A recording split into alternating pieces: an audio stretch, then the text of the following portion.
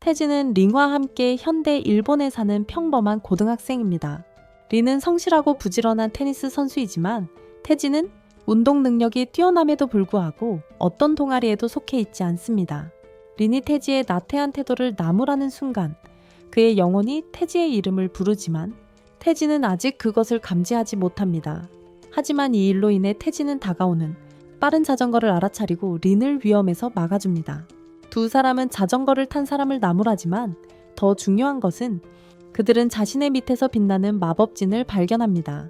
마법진이 태지 남자 더와를 따라오기 시작하자 태지 남자는 재빨리 그녀를 밀어내 마법진에 휘말리지 않게 합니다.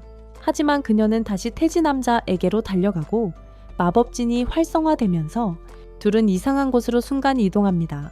그들은 괴물들과 정령들, 마법사들, 그리고 엘프와 드워프 같은 다양한 종족들이 서로 전쟁을 벌이는 판타지 세계로 소환된 것입니다. 태지 남자한테는 바닥에 의식을 잃고 쓰러져 있는 린 여자를 돕기 위해 다가갑니다. 어디에 있는지 몰라 가족들에게 연락할 방법도 없고 그들은 건물을 발견하기를 바라며 평원을 헤맨다. 태지는 자신이 시간을 낭비하곤 했던 만화에서 자주 보았던 상황과 비슷하다고 생각하며 그들이 다른 세계에 와 있는 것일지도 모른다고 말한다. 린은 여전히 현실을 부정하며 이 상황에 당황하여 태지에게 정신 좀 차리고 만화만 보지 말고 현실을 직시하라고 말한다. 밟히지 않은 땅을 걸어가던 중 그들은 검은 말 같은 짐승을 마주치게 되고 엄청난 양의 어둠의 기운과 사악한 기운을 감지하고 얼어붙는다. 도망치려 하지만 그들의 속도는 쉽게 그들을 잡을 수 있는 마귀말을 당해낼 수 없습니다. 태지는 영웅이 되기로 결심하고 린에게 최대한 빨리 짐승의 주의를 끌면서 도망치라고 말합니다. 린은 태지에게 농담하지 말고 함께 도망치라고 말하지만 태지는 만약 자신이 말을 충분히 오래 붙잡아 둘 수 있다면 비록 자신이 죽는다 해도 적어도 린의 목숨을 구할 수 있을 거라고 생각합니다. 태지는 말을 도발하기 위해 돌을 던지기 시작하고 성공합니다. 말이 목표를 바꿔 태지에게 엄청난 속도로 돌진하며 그의 존재를 지우려 할 때 태지는 자신의 운명을 받아들이고 죽을 준비를 하지만 다행히도 한 모험가가 바람 마법으로 말을 공격하며 그를 구해줍니다. 말은 방향을 바꿔 첫 번째 모험가를 공격하려 하지만 그의 동료가 마법 화살을 쏘아 말을 쓰러뜨리고 그 생명을 끝냅니다. 태지는 안도의 한숨을 쉬지만 짧은 시간 안에 일어난 모든 일에 여전히 충격을 받습니다. 너무나 짧은 시간에 일어난 모든 일에 놀라움을 금치 못합니다. 모험가들은 자신들을 메둘라, 레컬터, 그리고 베라다라고 소개하며 상당히 오랫동안 모험을 해온 이 지역의 단골이라고 말합니다. 그들은 태지에게 자신들이 상대하려던 악마가 흑요석 말이라고 설명합니다. 흉포함과 흑요석 뿔로 유명한 악마입니다. 그들은 퀘스트에 따라 이 악마 말의 뿔을 구해야 했고 이 지역을 돌아다니다가 흑요석 말과 싸우는 태지와 린을 발견했다고 설명합니다. 그들은 흑요석 뿔이 필요한 퀘스트를 수행 중이었고 이 지역을 탐색하던 중 태지와 린이 흑요석 말과 싸우는 것을 목격했습니다. 마법이 곧 풀리고 모두 함께 앉아 이야기를 나눕니다. 그리고 모험가들은 태지와 린의 이상한 옷차림과 자신들이 어디 있는지 전혀 모르는 것 같다는 사실 때문에 많은 질문을 던집니다. 베라다는 무기를 갖추지 않고 혼자 여행하는 것은 위험하다고 설명합니다. 괴물의 활동이 증가하고 있는 지역이기 때문입니다. 리컬터는 그 상황을 좋아합니다. 모험가 그룹에게 더 많은 일거리와 이윤을 가져다 주기 때문입니다. 하지만 상황이 실종 신고와 상인들의 행렬을 끊임없이 공격하는 사태로 이어졌기에 그는 꾸중을 듣습니다. 그날 저녁 태지는 린이 제대로 말을 걸지 않는다는 것을 깨닫고 자신을 위해 희생하려 했던 것에 화가 났다는 것을 알게 됩니다. 그리고 린은 그에게 다시는 그런 어리석은 짓을 하지 말라고 애원합니다. 린은 울면서 주저앉아 알 수 없는 세상에 자신을 혼자 남겨두지 말라고 그에게 부탁합니다. 그래서 그들은 어떤 상황에 처하더라도 서로 떨어지지 않겠다고 약속합니다. 어떤 상황이든 말이죠. 다음날 그룹은 2명의 신입을 악마가 들끓는 지역에 혼자 두고 둘 수 없기에 가장 가까운 아스파이어 마을로 데려가기로 결정합니다.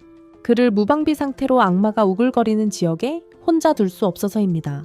그들은 높은 성벽으로 보호되는 마을에 도착하고 모험가들은 그들에게 마을을 구경시켜줍니다. 그들은 이 마을이 앨리스테인 마법 왕국의 중요한 부분이며 모험가 길드가 있기 때문에 그곳에서 활동한다고 설명합니다. 그들은 길드 방향을 알려주지만 레크 컬터는 그들이 모험처럼 위험한 일을 한다는 것에 대해 엇갈린 감정을 느낍니다. 그들은 위험에도 불구하고 어떻게든 해보고 싶다고 설명하고 이후 친절의 감사를 표합니다. 그리고 나서 그들은 그들의 친절의 감사를 표합니다. 바라타는 작별 선물로 동전 주머니를 건네주고 두 사람은 각자 다른 방향으로 향합니다. 그들은 길드에 도착하자마자 접수원에게 따뜻하게 맞이받습니다. 접수원은 두 사람 모두 등록할 것이냐고 묻고 그들의 종족을 묻자 그들은 놀라서 깜짝 놀라 주위를 둘러봅니다. 게임처럼 드워프와 다른 종족들이 주위에 있다는 것을 깨닫습니다. 그녀는 그들에게 책을 건네 읽어보게 하지만 기호들은 완전히 읽을 수 없어 보입니다. 하지만 놀랍게도 그들은 읽을 수 있었고 그들은 이 세계에 온 이후로 아무런 문제 없이 소통해 왔다는 것을 깨닫습니다. 다음으로 안내원은 마법 적성 검사를 받아야 한다고 설명합니다. 마법이 없는 사람은 모험가로 등록할 수 없기 때문입니다. 그녀는 간단한 과정이며 검사용 수정에 손을 올려놓기만 하면 된다고 덧붙입니다. 그저 검사용 수정에 손을 대기만 하면 됩니다. 렌이 먼저 하는데 수정에서 잠시 어색한 무반응이 나타나 그녀를 실망시키지만 접수원은 4가지 다른 속성의 정령들을 보고 너무 놀라서 그들이 누구인지 묻습니다. 그녀는 테이치에게 재빨리 수정에 손을 대라고 지시하고 그가 그렇게 하자 수정이 부서집니다. 그녀는 아무렇지도 않게 안으로 들어가 길드 마스터와 일반 사람들이 만날 기회가 거의 없는 A급 모험가를 데리고 옵니다. 길드 마스터는 자신을 제라드라고 소개하며 자신의 신분을 밝힙니다. 길드에서 모험가로 등록할 수 없을 거예요. 그들은 즉시 항의하며 무엇이 잘못되었는지 묻자 그는 당황하지 말라고 말합니다. 그리고 그들을 메라라는 A급 모험객에 맡깁니다. 그들은 메라를 따라 다녀야 합니다. 그는 정보를 많이 주지 않아서 그들은 주저하지만 그는 설명합니다. 가지 않으면 모험가가 될 기회가 없다고. 메라는 그들을 오두막으로 데려가는데 한 여자가 태평한 표정으로 문을 엽니다. 그녀는 자신을 레미아라고 소개하고 이야기를 나누자며 안으로 초대합니다. 메라가 길드의 검사용 수정이 어떻게 깨졌는지 설명하자 레미아는 직접 만든 더 조잡한 검사 장치를 건넨다. 그녀는 마력 용량이란 사람이 담을 수 있는 마력의 양을 의미하고 마력의 강도 또한 사람마다 다르다고 설명한다. 그녀는 장치를 작동시키는데 둘의 팔에는 밝은 녹색 빛이 난다. 장치에는 믿을 수 없을 만큼 높은 숫자가 표시되는데 메라와 레미아는 둘 다 완전히 충격을 받는다. 그들은 마침내 모험가가 될 수 있다는 사실에 기뻐하며 안도한다. 하지만 레미아는 그렇게 높은 수치를 가진 자들은 먼저 그녀의 제자가 된 후에야 모험가가 될 수 있다고 밝힙니다. 테이치의 마력 용량은 102 범위의 1000, 마력 강도는 40,000입니다. 리는 그보다 낮은 약 37,000의 마력 용량과 1000대의 마력 강도를 가지고 있습니다. 테이치의 레벨이 린보다 훨씬 높지만 메라는 둘 다 보통 사람의 마력 용량이 10,000의 강도가 이롱 랴오늘인 것과 비교했을 때 엄청난 능력을 지녔다고 설명합니다. 그들의 능력치는 너무나도 비정상적이어서 다른 사람들과 비교했을 때도 엄청난 강함을 지니고 있습니다. 레미아 왕국의 최정예 마법사는 자신의 마력 수치가 4초 선천과 연이엄님을 밝힙니다. 두 사람은 엄청난 힘을 제대로 다루지 못하면 결국 스스로를 파멸시킬 수도 있다는 말을 듣습니다. 리는 자기 파멸이라는 생각에 불안해하지만 테이치는 훈련 후에 무엇이 기다리고 있는지 궁금해합니다. 레미아는 그들이 훈련을 마칠 때쯤에는 S급 모험가와 마법사들을 훨씬 뛰어넘는 경지에 이르러 혼자서 국가 전체를 파괴할 수 있을 것이라고 말합니다. 다음날 아침, 메라는 마법 주문이 무엇인지 설명하며 함께 아침을 먹는다. 정령에게 마법의 힘을 부여하여 사용하는 기술이며 이러한 정령의 도움 없이는 마법사는 주문을 발동할 수 없다. 그녀는 불, 물, 바람, 흙의 4가지 종류의 정령이 있으며 각 마법사는 이러한 원소 중 하나에 대한 재능을 가지고 있다고 밝힌다. 리는 주에 깊게 듣고 가끔 질문을 하지만 테이치는 음식에만 집중한다고 꾸중을 듣는다. 그녀는 정령이 자신이 섬길 마법사를 선택하며 이것이 자동적으로 마법사의 속성을 결정하는데 하나일 수도 있고 단일 마법사이거나 두 가지일 수도 있습니다. 메라처럼 불과 흙을 사용하는 이중 마법사처럼요. 그녀처럼 세 가지 속성을 가진 마법사도 있지만 네 가지 속성을 모두 사용하는 린도 있습니다. 매우 드물고도 놀라운 일이지만 테이치가 자신의 속성에 대해 묻자 그녀는 자신이 전혀 모른다고 밝힙니다. 그 이유는 그가 마법사가 아니라 마법 주문 대신 마법을 사용하는 마술사이기 때문입니다. 메라는 정령의 힘을 빌리는 마법사와 달리 마법사들은 정령과 계약을 맺어 그들을 이용한다고 설명합니다. 그들은 만약 그들이 악의 힘을 사용하기로 결정한다면 미래에 얼마나 위험할 수 있는지 설명하고, 하지만 테이치는 정치나 국가 약탈에는 관심이 없다고 밝힙니다. 그건 너무 번거롭기 때문입니다. 설명이 끝나고 리미아가 주먹으로 나무를 쓰러뜨리며 훈련을 시작합니다. 그녀는 주먹에 마법을 불어넣고 테이치에게도 자신의 힘을 구체화해 보라고 요청합니다. 마법 능력을 갖추려 하지만 불행히도 그에게는 상당히 어려운 일임을 증명합니다. 그는 숨을 헐떡이며 말도 안 되는 훈련 과정에 대해 불평합니다. 다른 곳에서는 메라가 린에게 마음속으로 주문의 이미지를 만드는 방법과 주문을 활성화하는 신호로 주문을 외우는 방법을 가르칩니다. 그녀는 산소의 유입을 시각화하는 것부터 시작하여 열을 생성하고 첫 번째 시도에서 주문을 만듭니다. 메라는 놀랐지만 린은 자신이 화학 지식 덕분에 성공했다는 것을 알고 있습니다. 그녀는 다시 불꽃을 마음속으로 그려내며 훈련을 재개하지만 이번에는 거기에 기체를 불어넣어 다른 색깔의 더 강한 불꽃을 만듭니다. 후에 그녀는 잔디밭에 기진맥진하여 누워있는 테이치를 발견하고 자신의 훈련이 매우 잘 되었다고 그에게 알립니다. 그녀는 그에게 인내할 것을 격려하고 그는 다시 한번 시도하기로 결심합니다. 하지만 이번에는 그의 머릿속 목소리가 그에게 지시를 내리고 그가 마법 능력을 성공적으로 물질화하도록 돕습니다. 린은 그가 마침내 훈련에서 진전을 이룬 것을 기뻐하며 그에게 말합니다.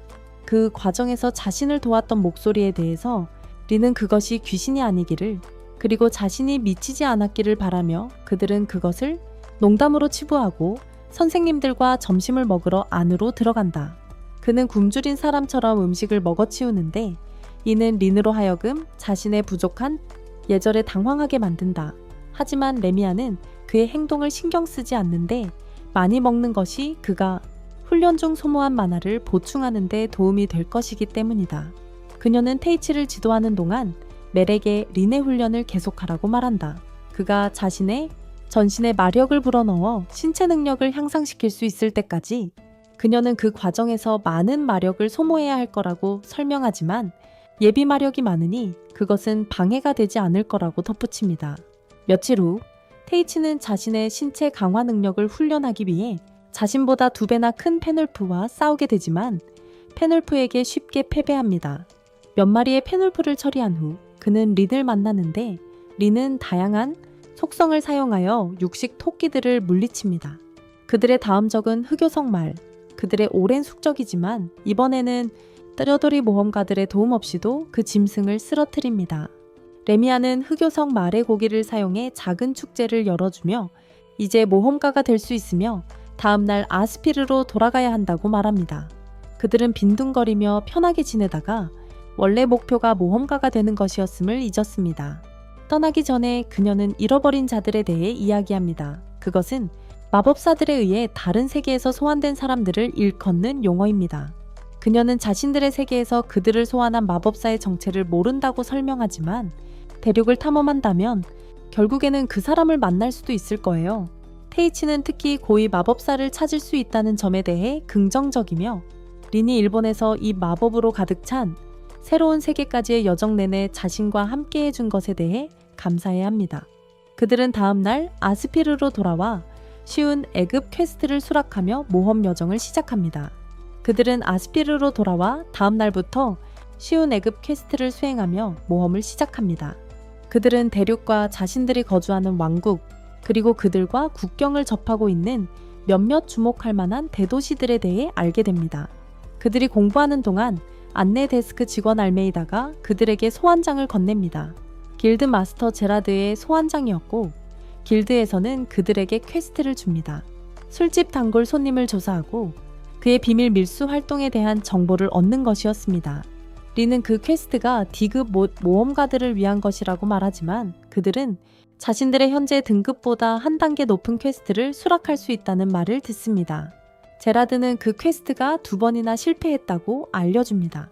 3번째 실패하면 C급 모험객에 넘어간다고 합니다. 하지만 레미아의 제자들이기에 그들에게 주는 겁니다. 퀘스트를 성공적으로 완료하면 바로 D급으로 승급하게 되고 그들은 들떠서 밤에 시작될 임무 전에 잠시 휴식을 취하러 나갑니다. 그들은 음식 포장마차로 가서 도시로 들어오는 수레들이 끊임없이 공격받는 결과로 가격이 2배로 뛰었다는 것을 알게 됩니다.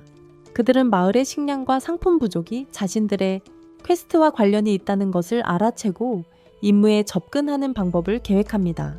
그들은 술집에 가지만 젊은 모험가들을 경계하는 술 취한 노인들의 차가운 시선과 침묵으로 맞이받습니다. 젊은 모험가들을 경계하는 술 취한 노인들의 차가운 시선과 침묵 속에서 그들은 앉습니다. 테이치는 술집에서 물을 시켜 그들을 더욱 짜증나게 하기로 결심하고 이 행동 때문에 바텐더는 그들에게 호감을 느끼게 됩니다. 그들은 그에게 암시장에서 유통되는 탈취당한 물건이 필요하며 대가로 많은 돈을 지불할 것이라고 설명합니다. 희귀한 물건을 확보하는 데 협조해 준다면 말이죠. 하지만 그들의 커다란 동전 가방이 다른 사람의 주의를 끌게 됩니다. 돈만 주면 뭐든 하는 주정뱅이들 무리였습니다. 그들을 두들겨 팬 후 그 남자들은 더러운 짓과 어떻게 밤에 훔친 물건들을 도시로 가져오는지 자백하도록 강요받습니다. 더 캐려고 하지만 바텐더는 그들을 내쫓습니다. 장사를 방해하고 손님들을 때렸다는 이유로 집으로 돌아가는 길에 검은 옷을 입은 자객들이 그들을 따라붙습니다. 그들은 그들을 에워싸고 탈출로를 막습니다. 테이치는 첫 번째 자객과 검술 대결을 벌입니다. 그리고 살인 의도를 감지하면서 빠르게 후퇴합니다. 그들은 중요한 정보를 가지고 있을지도 모른다는 생각에 그들을 포획하기로 한다. 그들의 임무와 관련된 귀중한 정보를 가지고 있을지도 모르기 때문이다. 테이치가 신체 강화 능력을 발동하자 그는 쉽게 상대를 제압하고 리는 바람 마법으로 상대를 날려버린다. 그들은 완전히 압도당했음을 깨닫고 의식을 잃은 동료를 남겨둔 채 특제 연막탄으로 시선을 돌리고 도주한다. 그들은 암살자를 길드 마스터에게 넘기기로 결정합니다. 마스터는 그녀를 비밀 지하 감옥에 가둡니다. 그녀는 겁에 질리고 불안한 상태로 깨어나지만 제라드가 그녀를 진정시켜줍니다. 자신을 죽이거나 동료 암살자들에게 죽임을 당할 준비를 할 필요가 없다고 설명하며 그들이 체포되면 흔히 하는 일이라고 말합니다. 다음 날 미라는 그들의 숙소를 방문하고 그들은 함께 시간을 보내며 암살자들과의 힘든 경험과 끊임없이 오르는 식량 가격에 대해 이야기합니다. 그들은 파티를 결성하여 식량 부족 문제를 철저히 조사하기 위해 출발하기로 결정합니다. 산속 깊은 곳에 있는 산적들의 다음 목표가 될지도 모르는 농장으로 향합니다. 산적들을 보호하는 강력한 마법사들을 물리치면 미라는 그들에게 500골드의 현상금이 걸렸다고 알려주고 이 소식에 그들은 임무 완수에 대한 결의를 더욱 다집니다. 그들은 농장에 도착하고 농장을 관리하는 일꾼들에게 환영을 받습니다. 농장을 둘러보는 동안 리는 거대한 적이 접근하는 것을 감지합니다. 그녀는 즉시 농부들에게 도망칠 것을 알리고 그들은 거대한 적과 싸울 준비를 합니다. 마을을 파괴하려 온 오크와 오우거들, 미라는 작은 오우거들을 척척 베어넘기고 테이치는 거대한 오크와 맞섭니다. 테이치가 괴물의 거대한 공격을 피하려 하는 동안 농부들은 단 한 사람의 힘으로는 역부족일지도 모른다고 두려워합니다.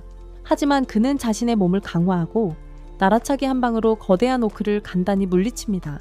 전투 후 갑작스러운 괴물의 습격 배후에 누군가 있었음이 드러납니다. 농장을 공격했고 이 때문에 함정을 설치하게 됩니다. 다음날 범인을 현장에서 잡기 위해 함정을 팠습니다. 그들은 다음날 조사를 계속했고 곧 몇몇 발자국과 농장 한가운데 모닥불의 잔해를 발견했습니다. 리는 자신의 지팡이를 사용하여 도둑들을 찾아냈고 도둑들은 즉시 검을 뽑아 농장에서 싸워 나가려 했습니다. 도둑들은 마법사를 동행하지 않았고 곧 항복하고는 테이치가 나타나자 함께 온 마법사가 없음을 저주하기 시작했습니다. 그들을 체포하기 위해 도시에서 온 모험가들입니다. 그룹은 농장 감독관인 카심과 남게 되는데 그들은 그에게서 오크들에 대한 독점적인 정보를 얻기 위해 신문을 시작합니다. 단순한 농부가 알 리 없는 정보입니다. 그는 괴물 공격과 도난 사건, 그리고 그들의 고용까지 모든 것의 배후에 자신이 있다고 자백합니다. 그 모든 것은 그들의 능력을 시험하기 위한 것이었습니다. 그의 공범이 투명 망토를 사용하여 마법사의 존재와 마법 능력을 감춘 채 나타나 자신을 그램이라고 소개합니다. 그녀는 카시미 혼자 테이치와 싸우는 동안 무라와 린을 돌봐주겠다고 제안하고 그들이 싸우는 동안 그녀는 자신이 암살자이지만 은밀한 방법 대신 격렬한 전투의 즐거움을 더 좋아한다고 그들에게 설명합니다. 무라는 검으로 그녀에게 맞서고 린은 평소처럼 불 공격으로 지원하지만 그녀는 놀랍게도 물 마법으로 이를 막고 바람 마법을 사용하여 연막을 만들어 그래미가 방역할 때 동시에 펼쳐지는 흙과 물 공격에 직면하게 합니다. 936. 그녀는 여전히 이중 속성 공격을 막아냅니다. 그리고 무라의 마법으로 강화된 공격들과도 맞섭니다. 전투광 암살자는 무라를 쓰러뜨리고 린에게 주의를 돌리는데 린의 마법은 전투 내내 효과적이지 못했습니다. 반면 카심은 거대한 냉기 정령을 소환하여 테이치와 싸우는데 테이치는 자신감에 차 있습니다.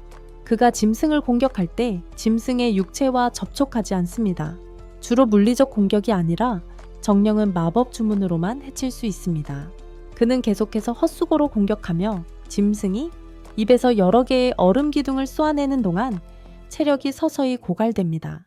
카심은 자신의 서리 정령에게 악한 마법 에너지 구체를 먹여서 엄청나게 거대한 붉은 정령으로 진화시키며 게임의 수준을 높이기로 결정합니다.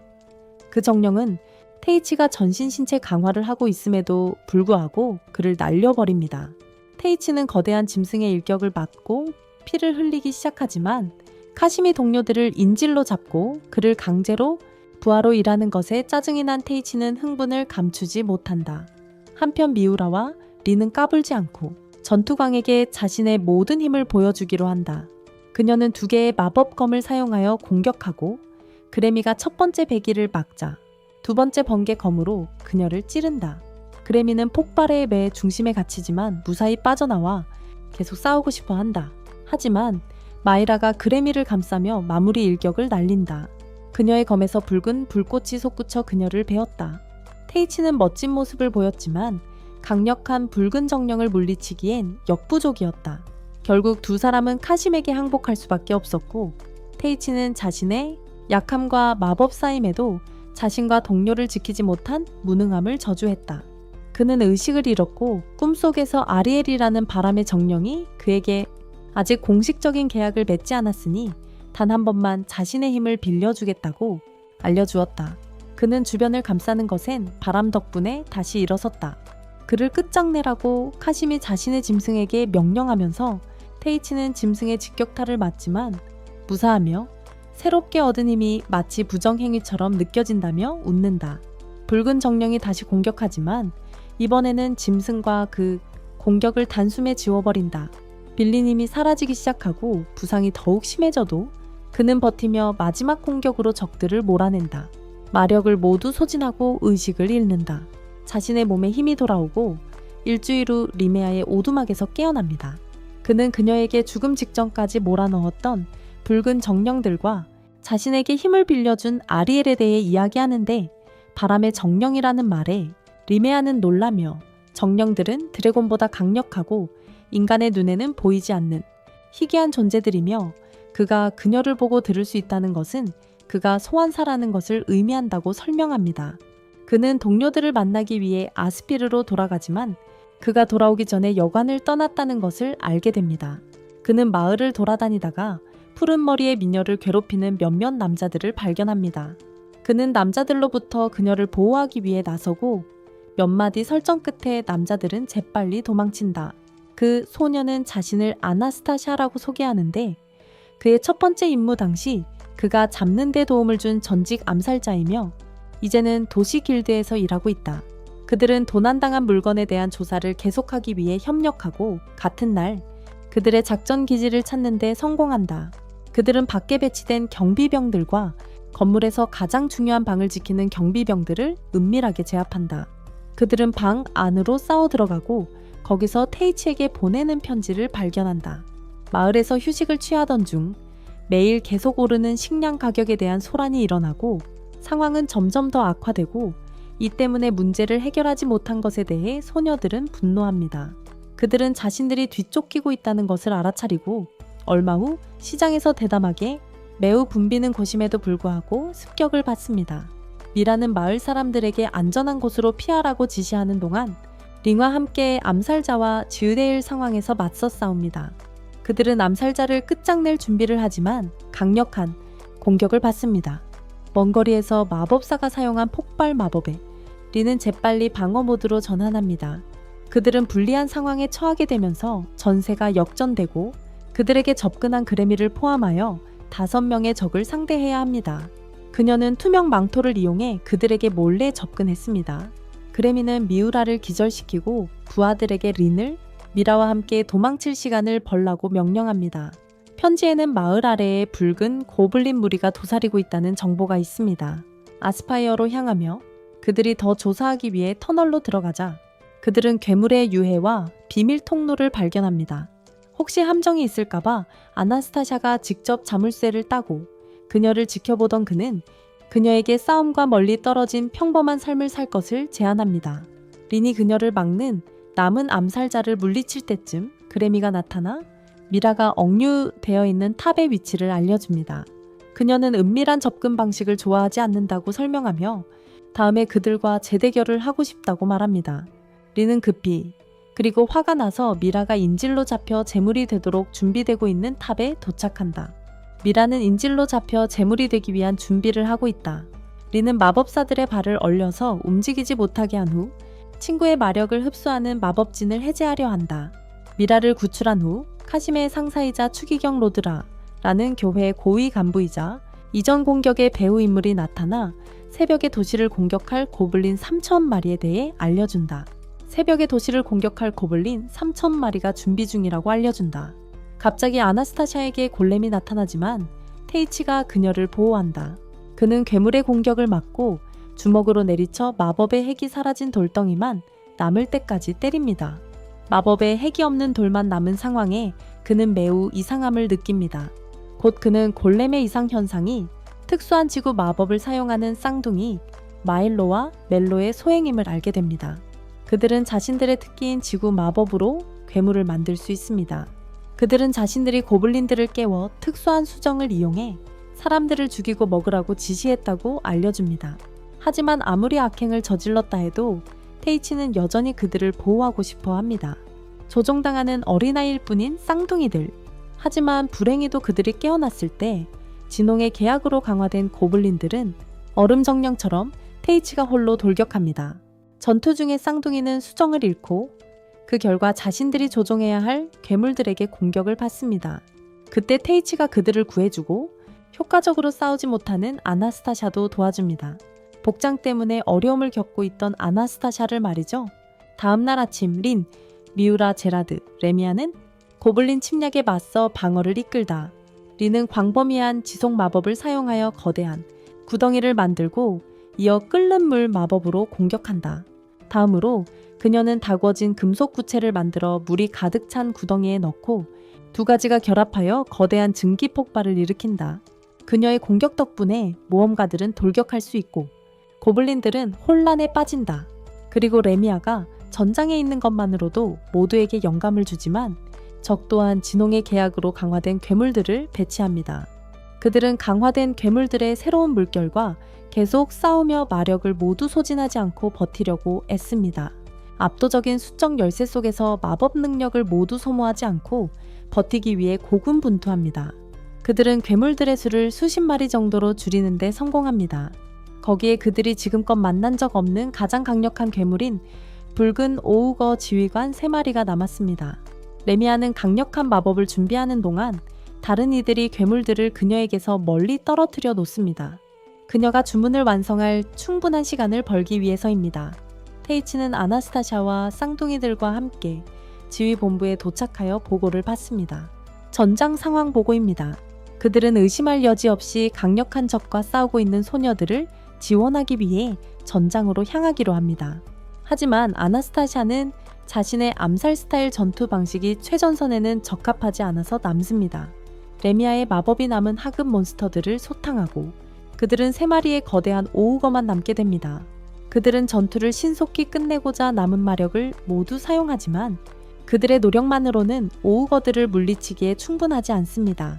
하지만 그들의 노력은 오우거들을 물리치기에 충분하지 않습니다. 놀랍게도 무사했던 오우거들, 마력이 다한 린을 마무리하려는 순간 거대한 주먹에 깔릴 위기에 처한 그녀를 테이치가 구해냅니다. 거대 괴물과 힘겨루기를 벌이고 안전을 위해 신체 강화를 최대로 끌어올립니다. 괴물을 바닥에 내동댕이 쳐 무력화시킨 후 위에서 강력한 일격을 날립니다. 이후 늦게 와서 미안하다며 자신이 막아낸 고블린 무리를 이야기합니다. 마을 아래를 제거해야 했기에 그는 쌍둥이들을 레미아에게 넘겨주고 그들의 작은 외모와는 달리 놀라운 능력에 대해 알려줍니다. 그리고 붉은 오우거들과의 전투를 계속하기 위해 돌아갑니다. 이때 더 많은 괴물들이 나타나고 그들은 남은 적은 마법으로 괴물들을 막아내야만 했습니다. 쌍둥이들은 그들의 돼지 마법을 사용하여 도왔고 그들의 팀워크는 그들이 테이치가 오우거, 지휘관을 물리칠 때까지 버틸 수 있도록 도왔습니다. 1대3의 상황이었지만 그는 그들과 호각으로 싸웠습니다. 강화 능력 덕분에 공격을 피하고 강력한 일격으로 적들을 제압하며 하나씩 쓰러뜨립니다.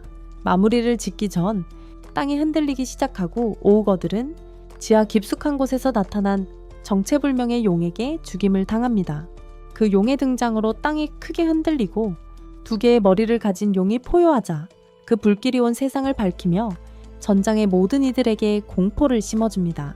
테이치는 지상에서의 치열한 전투 때문에 용이 깨어났다고 생각하지만 레미아는 그들에게 어떤 상황에서도 인간의 일에 간섭하지 않는다고 말합니다. 린의 바람과는 달리 그는 압도적이고 위협적인 짐승과 싸우기로 결정하고 다른 사람들에게 도시를 대피하라고 지시합니다. 그는 그녀에게 자신의 몸으로 쉽게 그녀를 보호할 수 있기 때문에 그녀의 존재가 자신에게는 오히려 약점이라고 설명하며 그녀에게 오지 말라고 간청합니다. 하지만 린은 그에게 항상 함께 있고 어떤 적이라도 마주하겠다는 약속을 상기시킵니다. 그리고 함께 맞서 싸우겠다고 말합니다. 위험을 무릅쓰고 팀으로서 함께 움직입니다. 그녀는 그의 앞길을 막지 않겠다고 약속하고 멀리서 그를 지원합니다. 그는 용에게 다가가 가까이서 마주하고 연락을 시도합니다.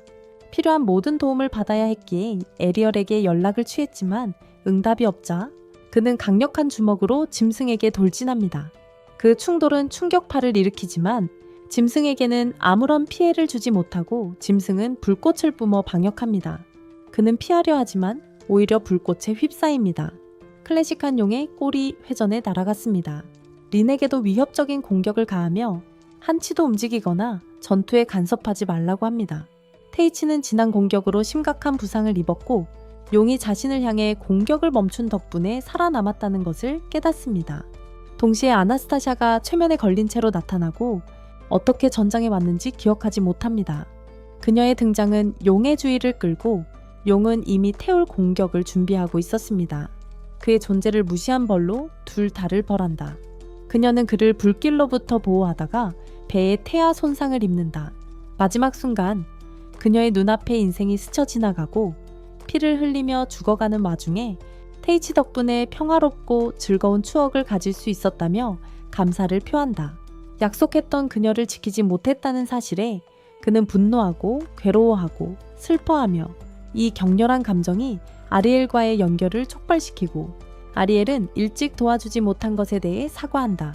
그녀는 영혼들이 힘을 사용하는 것을 제한하는 규칙이 있다고 설명한다. 소환사의 명령을 받을 때를 제외하고는 그리고 유일한 예외는 소환사의 목숨이 위험할 때입니다. 그는 아나스타샤의 죽음에 대해 자신을 제외하고는 아무도 비난하지 않습니다. 왜냐하면 그는 자만에 차 있었고 쉬에게 통제 불능이 될 수 있는 자신의 압도적인 힘을 사용하는 것을 두려워했기 때문입니다. 그와 아리엘은 계약을 맺고 그는 그녀의 힘을 사용할 수 있게 되는데 그 힘은 마법 에너지의 흐름으로 그를 감쌉니다. 그는 용에게 인간의 전쟁에 왜 간섭하는지 그리고 무엇을 해야만 그로 하여금 물러서게 만들고 그의 능력의 범위를 보여주라고 명령합니다. 하늘로 날아올라 두 머리의 불꽃을 동시에 합쳐내고 테이치는 같은 위력의 바람 마법으로 맞섭니다. 그는 모든 힘을 쏟아 용을 밀어붙여 불꽃을 꺼뜨리고 용은 테이치의 노력에 만족하며 땅으로 내려옵니다. 그것은 그에게 이 전투 전체가 자신의 힘을 시험해 달라고 간청한 자가 계획한 것이며 그는 가까운 미래에 국가의 운명에 매우 중요한 인물이 될 것이라고 말합니다. 전투 후 아스피르시는 천천히 다시 일어섭니다. 식량 가격과 마을 활동도 서서히 정상으로 돌아옵니다. 오두막으로 돌아온 테이치는 모두가 볼 수 있도록 아리엘을 나타내고 감탄하는데 왕실의 사자 알씨나 노먼이 와서 방해합니다. 그녀는 그들을 왕의 요청으로 왕국의 수도 베니픽스로 초대합니다.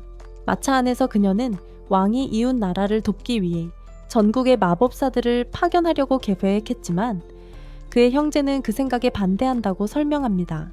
그들의 마법 행위를 밝혀내고 그들의 지배력을 약화시킬 것입니다.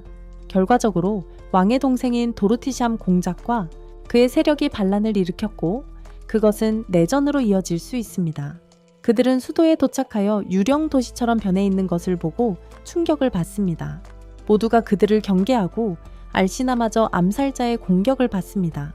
테이치가 암살 시도로부터 그녀를 구해주고 그들은 고위 관리들로 가득 찬 왕궁으로 향합니다. 왕이 도착하여 자신을 길모어라고 소개하지만 다른 말을 하기 전에 리미아는 그의 말을 자르고 그들이 왜 소환되었는지 설명하라고 요구한다. 귀족들은 물러나고 그녀는 왕과 거래를 제안한다. 다가오는 전쟁에서의 도움에 대한 대가로 왕은 그들에게 누가 책임자인지 말해야 한다. 테이치와 린을 그들의 세계에서 소환한 자가 누구인지 말해야 한다. 그는 책임을 지고 자신의 행동에 대해 사과한다. 하지만 테이치는 자신들이 평범하고 평화로운 삶을 빼앗긴 이유가 그의 적을 죽이는 데 도움을 주기 위해서였다는 사실에 격분한다. 그날 후에 알시나는 그들을 공주에게 소개한다.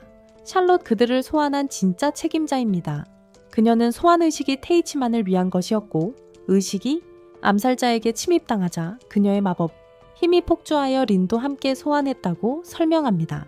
그들은 그녀에게 자신의 세계로 돌아갈 방법을 묻고 그녀는 흐느끼며 일단 완료된 소환 의식은 되돌릴 수 없다고 밝힙니다. 그녀는 사과하며 반란을 진압하는 것을 도와달라고 간청하고 그 후에 그들을 자신의 세계로 돌려보낼 수 있는 모든 방법을 찾겠다고 말합니다. 테이치는 수멜라 장군과의 모의 전투에 참가하라는 소환을 받습니다. 그의 능력을 직접 가늠해보고 싶어하는 군 최고 사령관인 수멜라 장군과 말입니다. 그녀는 즉시 검으로 그를 공격하고 테이치는 그녀의 잔혹함과 사르에 맞서 방어해야만 합니다. 그는 아리엘을 소환하고 싶지만 장군을 죽일지도 모른다는 망설임에 빠집니다. 그녀는 계속 그를 조롱하고 그는 신체 강화 스킬을 사용하여 공격을 시작합니다. 그들의 다음 충돌은 칼날을 산산조각 내고 그들은 계속해서 싸움을 이어갑니다. 그들의 백병전 능력을 시험에 들게 합니다. 이번에는 그가 그녀를 제압하고 그녀를 바닥에 내던져 왕과 다른 귀빈들 앞에서 항복하게 만듭니다. 그녀는 그의 힘을 인정하고 그의 아내 또는 정부가 되겠다고 제안합니다. 그녀가 그만큼 강한 강력한 아이들을 낳도록 돕는다면 말입니다. 다음 날 왕은 그들의 이전 전투에서의 노고에 감사하며 왕실 금고에서 마법 도구들을 상으로 줍니다. 그들은 각자 자신에게 꼭 맞는 물건을 가져갑니다. 그들은 각자 자신에게 완벽하게 어울리는 것을 하나씩 고릅니다. 린은 새 마법 지팡이를 갖고 싶어하고 테이치는 오타쿠 시절을 떠올리게 하는 희귀한 카타나에 매료됩니다. 그들은 그 카타나가 대륙의 흙으로 만들어졌다고 말하지만 병사들은 너무 얇고 쉽게 부러질 수 있다며 그다지 좋게 평가하지 않습니다. 훈련장에서 리미는 새 반지를 자랑하고 수멜라 장군은 테이치에게 새 카타나로 결투를 신청합니다. 그는 집착하는 예비 신부를 피해 마을로 향하고 반란군과의 전투에서 마을을 지켜준 것에 대해 칭찬과 감사를 받습니다. 골목길에서 그는 카숨을 만납니다. 카숨은 그가 농장에서의 싸움 중 분노에 휩싸여 날려버린 후 한 팔만 남았습니다. 자신의 팔을 빼앗긴 것에 대한 복수로 그는 테이치에게 결투를 신청합니다. 왕국에 있는 모든 우물에 독이 들어가지 않는 한 그는 거절할 수 없습니다. 테이치는 주저하지만 그의 조건에 동의하고 외딴 곳으로 향합니다. 그곳에서 그는 자신의 마법 능력을 테이치만큼 강하게 만들 악의적인 유물을 드러냅니다. 아리엘은 그 유물에 대해 경고하지만 그는 카숨과 싸워야 합니다. 카숨은 그가 자신을 속였다고 생각합니다. 아리엘은 그에게 유물에 대해 경고하지만 그는 자신을 속였다고 생각하는 카숨과 싸워야만 합니다. 천재지만 충분히 노력하지 않아서 그만큼 강해지지 못한 자. 유물이 활성화되면서 테이치의 마법 능력을 순식간에 제한하여 캐시의 수준으로 낮춥니다. 결투가 시작되고 카스움은 평소보다 약해진 테이치의 바람 마법에 맞설 수 있습니다. 카스움은 끊임없이 얼음과 물 마법을 퍼붓고 테이치는 이를 피하며 무장 해제까지 시킵니다. 두 사람은 계속 공격을 주고받으며 상당한 피해를 입힙니다. 서로에게 피해를 입히며 결국 교착 상태에 빠집니다. 카스는 필살기 공격을 준비하는 동안 테이치는 마력을 거의 다 소진했기에 속수무책입니다. 그는 이미 대부분의 마법 능력을 사용했습니다.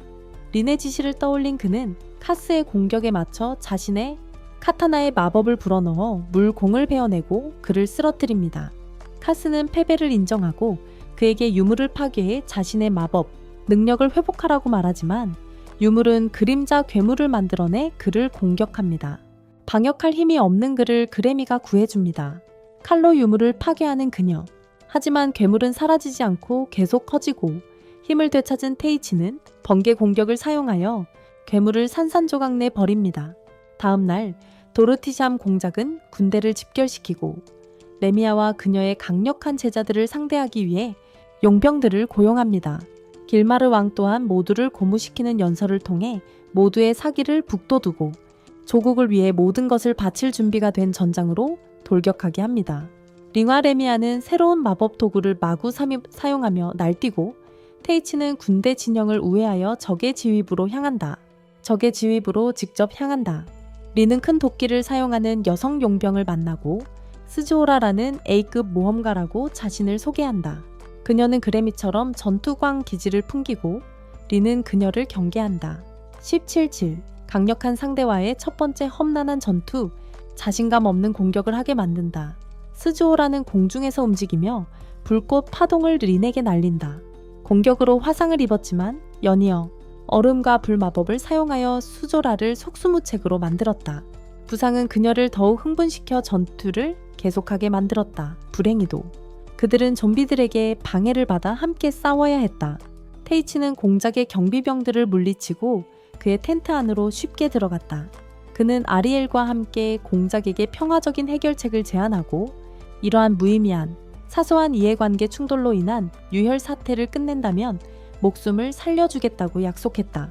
공작은 평화로운 해결을 생각하기 시작하지만 그의 자존심은 전쟁을 멈추지 못하게 합니다.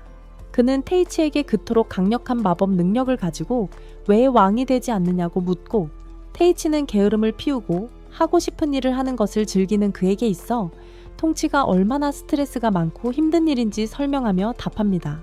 공작은 자신의 조국을 위해 가진 모든 것을 희생할 열정과 의지를 설명하는 동안 그의 오른팔인 이니미쿠스는 악의적인 기운에 휩싸여 쓰러지고 부상당한 병사들을 조종합니다. 공작은 자신의 조국을 위해 가진 모든 것을 희생할 열정과 의지를 설명합니다. 그의 오른팔 이니미쿠스는 악의적인 기운에 휩싸여 쓰러지고 부상당한 병사들을 조종합니다. 전장에서 그의 좀비가 된 자들입니다. 좀비들은 양측 전투원들을 공격하고 이니미쿠스는 공작의 질투심을 이용하여 반란을 선동하고 진정한 주인의 명령에 따라 전쟁을 시작한 방법을 밝힙니다. 그녀는 그에게 피해 랩소디라는 주문을 사용하여 약한 병사들을 살점이 썩어 들어가거나 찔리거나 날아가도 계속 광란을 부리는 무지성 좀비로 만들라고 명령했습니다. 좀비들은 일어나서 계속 먹잇감을 에워쌉니다. 격렬한 전투로 심각한 부상을 입었음에도 불구하고 수소라와 린은 좀비와 싸우기 위해 팀을 이룹니다. 그들은 격렬한 반란 전투로 심각한 부상을 입었지만 좀비들은 계속 증가하고 가장 강한 전사들만이 살아남습니다. 테이치의 거대한 회오리 바람이 좀비들을 날려버려도 그들은 부상을 개의치 않고 일어서서 분노와 피에 대한 갈증에만 사로잡힙니다. 공작은 테이치에게 수수께끼의 배우자가 이니미쿠스에게 자신의 마법의 일부를 빌려주어 마법을 걸고 그의 능력을 극한까지 끌어올리도록 했다고 말합니다. 공작은 자신이 구하려 했던 나라에 파멸을 불러들였다는 자책감에 빠져 테이치에게 좀비에 맞선 왕국의 최후의 저항에 개입해 줄 것을 간청합니다. 죽은 자들과 싸우는 친구들과 동맹들을 구하기 위해 테이치는 생명력이 고갈될지라도 모든 것을 쏟아붓기로 합니다. 하지만 그가 공격하려는 순간 아리엘이 시간과 공간을 정지시키며 그에게 자신의 거짓말에 대한 용서를 구합니다. 그가 자신의 진정한 힘을 오용하거나 폭주할 가능성 때문에 그에게 힘을 사용할 수 없도록 막아왔다고 밝히며 작별을 고하고 그의 마음에 보답하겠다고 약속합니다. 그녀는 자신의 진정한 힘, 고차원 영혼의 힘을 그에게 허락함으로써 그의 친절에 보답한다. 그녀는 반짝이는 입자로 사라지며 시간 정지를 풀고 그가 심하게 부상당한 링과 재회할 수 있게 한다. 그는 실피드의 이름을 부르고 에테르 에너지가 악마의 마법, 원을 산산조각내고 병사들을 정상으로 되돌리며 하늘에서 아리엘을 그녀의 진정한 모습으로 소환한다. 그녀는 영혼의 여왕이자 세계의 위대한 영혼 중 하나로서 하늘에서 내려와 전투를 끝내기 위해 변신한 이니미쿠스와 맞선다. 날개 달린 강력한 괴물이 되어 하늘로 날아올랐다. 테이치가 하늘에서 그와 합류하고 그들이 싸우는 동안 그는 주인의 정체를 묻는다. 그는 매우 중요한 존재이며 그의 주인인 신적인 존재가 그의 소환을 계획했고 그의 인생에서 모든 사람을 꼭두각시로 이용하여 그를 최고의 무기로 만들었다는 말을 듣는다. 꼭두각시가 된다는 생각에 격분한 그는 이니미쿠스에게 달려들어 그의 이름으로 수많은 생명을 빼앗은 것에 대해 분노에 차서 그를 때린다. 자신의 더러운 일도 직접 하지 않는 수상한 존재의 이야기입니다. 결국 그는 이니미쿠스에게 단 한 번의 공격 기회도 주지 않고 그를 물리치고 마지막 일격을 가하려 할 때 그는 자신이 목숨을 빼앗을 수 없다고 생각합니다. 하지만 테이치는 이미 자신의 압도적인 힘에 대한 책임을 받아들이고 번개 공격을 사용하여 마지막 일격을 가해 그의 육체를 파괴합니다. 이것으로 전쟁은 끝나고 테이치는 쓰러집니다. 그리고 전쟁은 끝이 납니다. 테이치는 쓰러지고 며칠 후 궁궐에서 눈을 떴습니다. 평화가 땅에 돌아오고 테이치는 나라의 영웅으로 선포됩니다. 내전 종식에 큰 공을 세웠기 때문입니다. 도리샴 공작은 그의 행동에 대한 책임을 지고 비밀리에 처형되고 테이치와 그의 동료들은 마차를 타고 아스파이어로 돌아가 평범한 모험가로서의 삶을 이어갑니다.